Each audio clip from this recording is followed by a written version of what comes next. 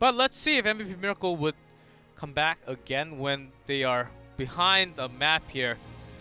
Well, it's going to be Sky Temple for L5.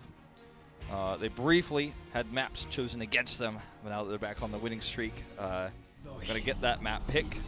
Sky Temple, usually the early game advantage leads to a win, as the map just kind of plays out that way. It's a map that early leads can snowball into very quick wins. We've seen 1 or 2 games that went pretty late on this map in this tournament. Usually in Korea specifically, because teams are so punish-oriented and so quick to end games, we see this map go fast. In Europe and NA, sometimes you see a lot of late game. We saw a lot of late game at BlizzCon on this map. Really looking at the foul stat ban here this time, though. I mean, you can't really let that go. Yeah, unless you actually want to use it later on. And there's some decent picks. Ragnarok's still very strong in all maps. Now 5 is the choice to either ban Zeratul this time, because that's basically canceling out all their. Well, decides to ban, but Zeratul, if they ban Zeratul, they basically ban Ancona from doing that wombo combo again. What I was thinking is they might ban Zeratul or Varian, then force Miracle to get whatever first pick they wanted, and then take Zarya Malfurion, because we've seen L5 do so many well-executed bot pushes with Zarya to get the early healing fountain down and try to snowball the game in that way for that second temple phase. I thought that might be something we'd see here, but they decided to just remove the Zarya and go full standard. This leaves Varian, as you just mentioned, but L5 still gets the double pick here. And the question is, what are they going to do with it? Malfurion Rag seems to be pretty good, seems to be pretty standard. And especially since Varian is already gone, they can either also go for ETC, try to pick up a global, would be nice here. Dehaka is also an option. Dehaka prioritized a lot more by Miracle right now than it is by L5, but they're going to take the Zeratul themselves. This is not as common. Let's see how well Jungha is going to play that Zeratul here. Currently this season, 0 games played on the hero. It might actually be also SCSC playing on Zeratul, because he personally likes to play it. Let's see if there's that used to be his role, you know. Yeah, yes. There can be a small role swap. Let's see in game who takes it. And Miracle actually has so much choice here. They can build a stronger front line, or they can start going towards that DPS. Even Li Ming, they can choose Li Ming here, and it is going to be Vala again coming out from the Miracle. It is either Wombo Combo or Vala draft. What do you think about this? Well, I think that I was really critical about it when we went on to game number 2? Dragonshire, and yeah, game number 2 on Infernal. Infernal, it worked a lot better for them. See the Ariel ban to remove the possibility of that. I think that with a Tastar after Zeratul, especially with Varian already, I think the Zeratul pick starts to look really weak for L5. But again, Crazy Moving must not die. If he dies, it all starts to collapse and fall apart. He has the tools to make sure that doesn't happen now. But I do feel like it's going to be very difficult for Jungha, or perhaps SC, if he ends up being the player on Zeratul, to get the kills on Crazy Moving with the support available, and how much Tastar has vision. You know, the radius was reduced, the cooldown was reduced, the mana cost removed. Like, he's going to be able to spot pretty regularly where Zeratul is at all times. Yep, and they can also get ETC and make ETC and Zeratul rotate together, going up and down. I think this is the Ragnaros rotation for L5. The question is, who's going to play what? If Ragnaros comes in, it could be the SC Zeratul, as you mentioned. Jungha still gets to play his Ragnaros, so yeah, perfect. It does work out. So there he is. And they may just want to take ETC here. Seems to be one of the better choice, but they're actually gonna go toward, because Varian is already picked. Miracle still can choose ETC, but that also means leaving Vala in maybe in a little bit of a scary position. Don't really see it on this map, but this could be the one scenario where I think you could make an argument for Morales. She has scouting drone, so she can help spot Zeratul. She can help keep Vala alive, make Vala just this unstoppable force. And then you grab the ETC with it. But nope, they're going to go for Varian, or excuse me, well, Varian and Dahaka, the two combo, and Karazim as a support. So a little bit more standard here. And there's the ETC L5 locks in. So it's going to be solo Li Ming versus the solo Vala, but they have a lot more pressure with the Zeratul. Let's go into the back lines. This looks about the same draft, I would say, for both sides. I think both teams took what they wanted to do, but I think Li Ming will be the key coming from L5. Well, let's see when we go into game number 4. That's what we will. Dahaka, the global, going to have it from level 1. L5 isn't going to have that ETC global until 10. I like the draft of Miracle a little bit better, but L5 is on match point. 1 win away from taking this best of 5. We'll see if they can close it out on Sky Temple.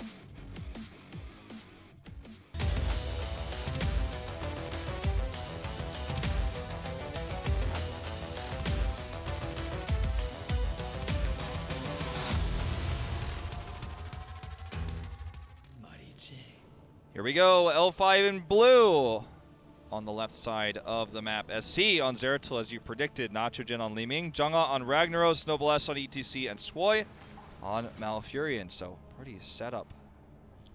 And MVP Miracle Honkono on Dahaka. Dami on Varian. Sniper on Tassadar. Crazy Moving on Vala. And Darvish on Karazim.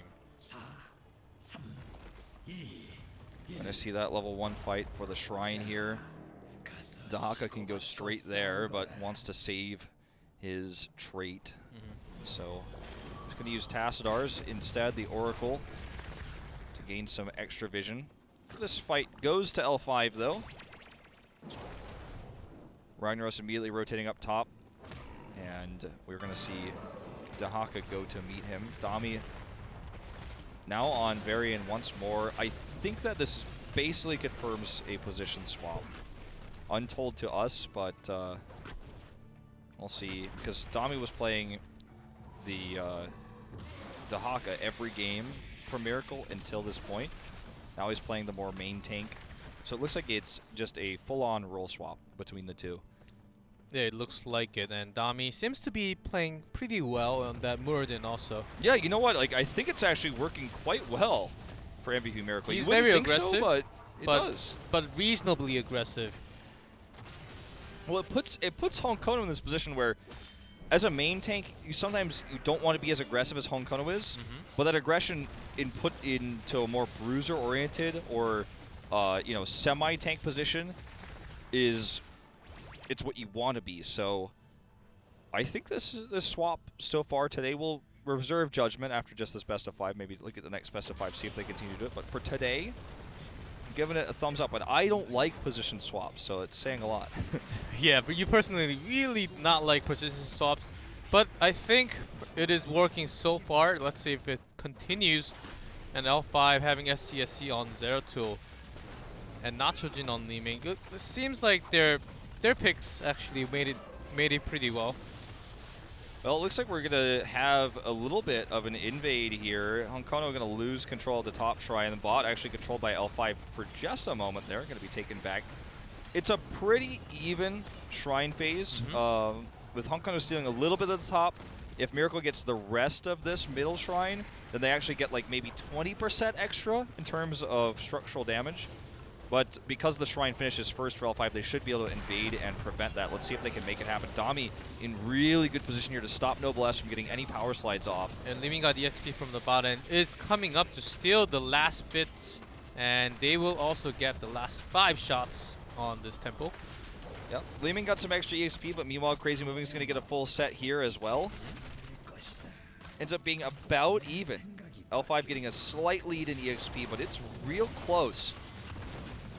The structural advantage, though, does go to L5 because of that top push. As you can see on the mini-map, Dahaka, Honkono up there, clears the wave, does even up the EXP, but that structure can never be healed, unless we see Mule, which no one ever does. I don't even know if Tassar still has that, to be honest, because I don't because I've ever been used in competitive play ever. I don't think so.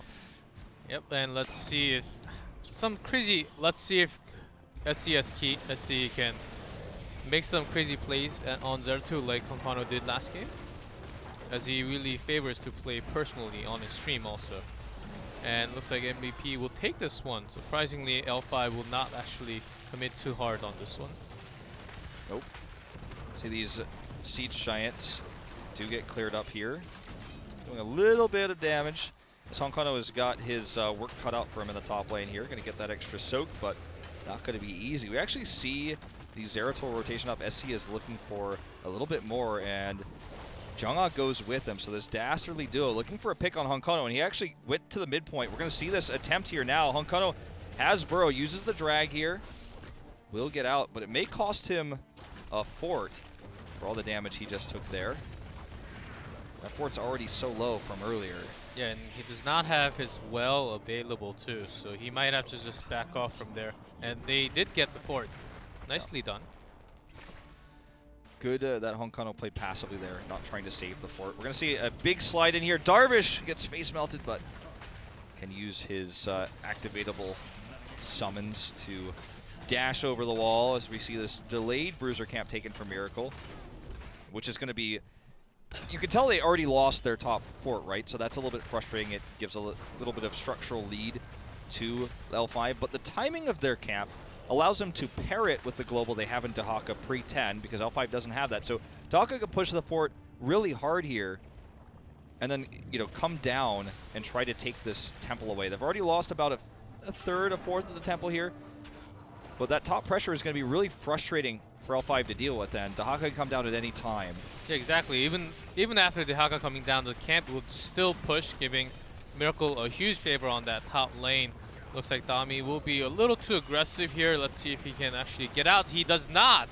There's a kill. Yeah, you can't win the fight if Dahaka doesn't come, and if ETC gets a great stun like that. In terms of damage, you can see the structural damage being done to the bot fort here is just from the temple alone. And Honkono hasn't even really touched this fort yet. He's almost there, and he has this bruiser camp, so he's going to do some. But L5 also split into lanes faster, so they got soak faster. With the last 5 shots here, you can compare the temple damage. It's quite significant. They're going to get 10 first. Oh, they barely didn't get that fort. The fort would have gotten it for them. They got it anyways now. And this is where they're going to have some of their combos. They have the potential to have the Sulfuric after Void Prism. That's a pretty tough one to hit. They have the Twilight Dream. ETC could try to Mosh here, but I really think without a global, otherwise Stage Dive is going to be the better choice for Noblesse to take. He takes Mosh, though, because he's looking for the fight right now. They're going to try to make this happen right here, right now at 10. And so far they do. 2 kills here. The Void Prison is going to secure more. There's a severe smash attempt. Darvish palms himself, but will he survive afterwards? I don't think so.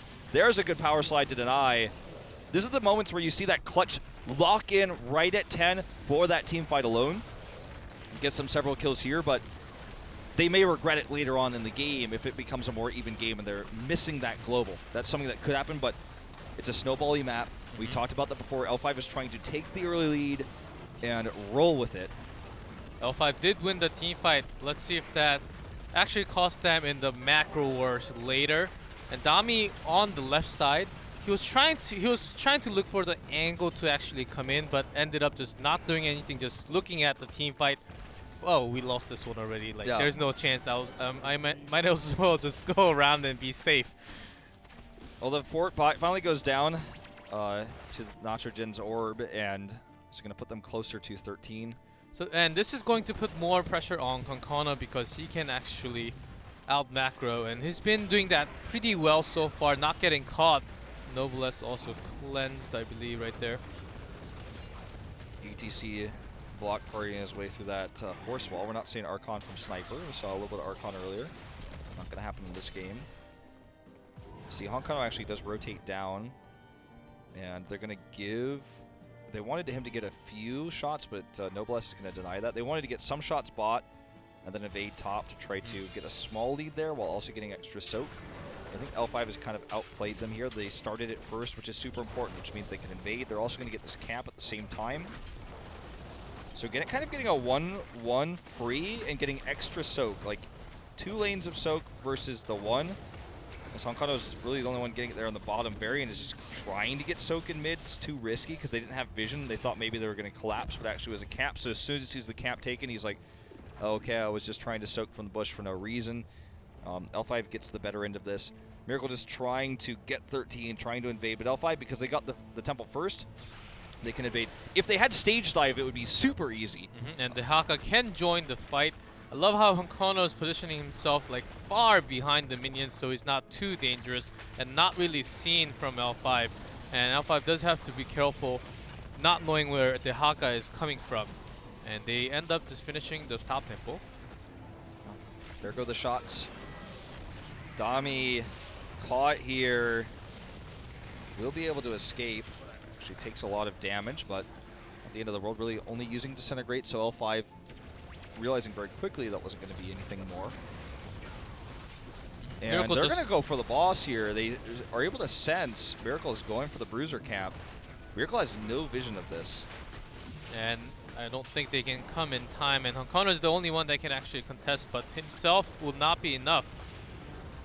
And there's that face melt from Noblesse. Noblesse is just like, "No!" just so you know, if you ever thought about it, it was not gonna happen. Don't even give consideration, Honkono. They're gonna actually commit 5-man to this push. The keep wall is already down. They want this keep. They want level 16 from it. Yeah, they know if they send one, they want to maximize this boss and try to take this keep. If they send anyone, the Haka can out-rotate, and top wave is pushing, but they want this keep down to hit that 16. There's no way Honkono could turn this fight with the boss here, so it's unfortunate he's able to do it. But oh man, Noblesse gets 2 with this, and this actually just might be game if they can find anything. No kills, unfortunately. Noblesse actually trapped there by the force wall. Dami gets killed. Junga is trying to turn this fight around the Molten Core. Once that keep is down, he can do so much. It's part of the reason why Ragnaros is so strong. There's the stun on Dakarazim from it. 2 dead here. The boss already got rid of the shield. If they can get any more picks, it's for sure a win here for L5. I think this actually be a close call, but okay. Don't get any other picks. Yeah, so they do not overextend here, as they only had a minion wave to come help. And then this camp actually has been doing so much damage on this top lane. L5 actually not even going to go back. Now Ragnaros finally decides to go back and take care of that top lane. But that was so late comparing how L5 usually just takes care of all the macro before. They went full aggressive bottom lane right there. That's the value that Honkono got, because coming back earlier wouldn't have really done him anything with the boss there, but he came back just in time to barely keep them alive.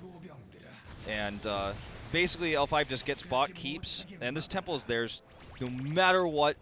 Like, there's just no way that this could ever go otherwise, because they have 2 camps pushing bot, they have 16 to 15, and the catapult minions in bot as well. If Miracle tried to contest this, it would be suicidal. And there's just nothing that Miracle can do right now except soak for 16 and clear this wave. Maybe getting this fort. No, that's just even too risky to even think about. Don't even try for the fort. Just get the wave, threaten the fort, force L5 to go down, and hopefully you take that fight on 16. That's what they're looking for here. Yep, and 4 of L5 just to save that 4 from going down, as Miracle also really pressuring hard. Ragnaros soaked all of that temple.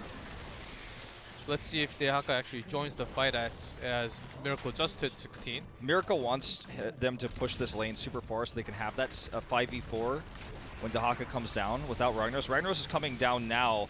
If Honkono is going to come for the 5v4, it needs to be now, but with this fort at full health, not reasonable. Yeah, actually decides to go around and just start the camp to just out macro, because the Haka has been pushing, and they also need that push on the top lane, and then they can make that happen in the bottom lane also, as the catapult will keep on pushing.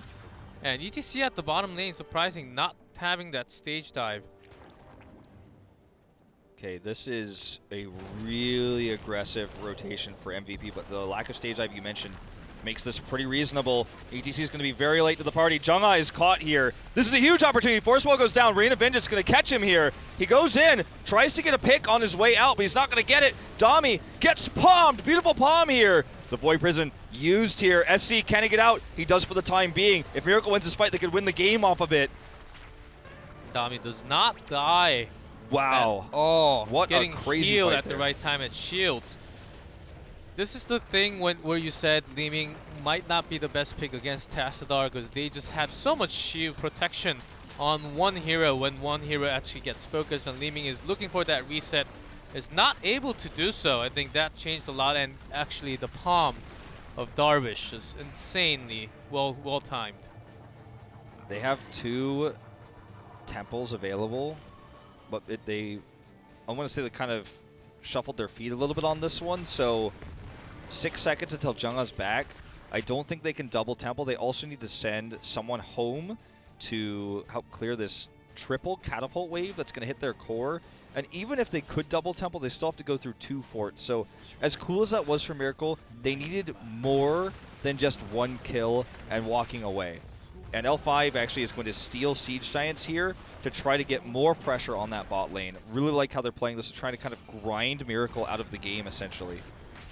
And looks like Malfurion will just hearth home because may find himself in super danger. And SC gets caught and blown up with that taunt. Nice job. Didn't even have to use that taunt. They're going to need more than that, though. And they're about to lose so much health on their core with this huge wave that's coming with Siege Giants.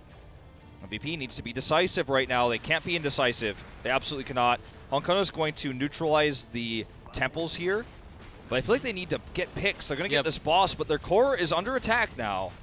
They decide to go for this boss, but L5 knows this. They just have to stall some time and get some damage with that temple. They're hitting the core now. No keep left.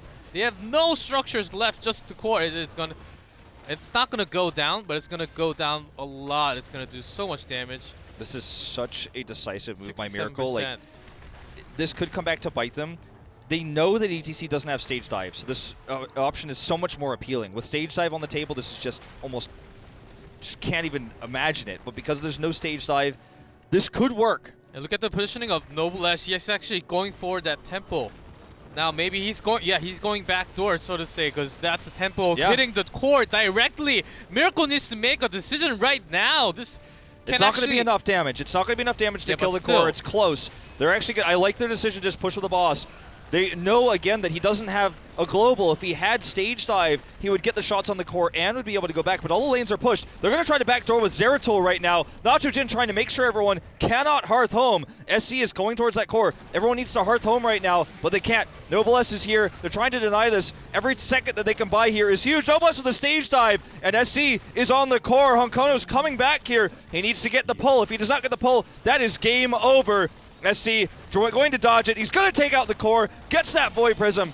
Beautiful play there by L5. What a close end to that game. And L5 making all the right choices with the early lead they had.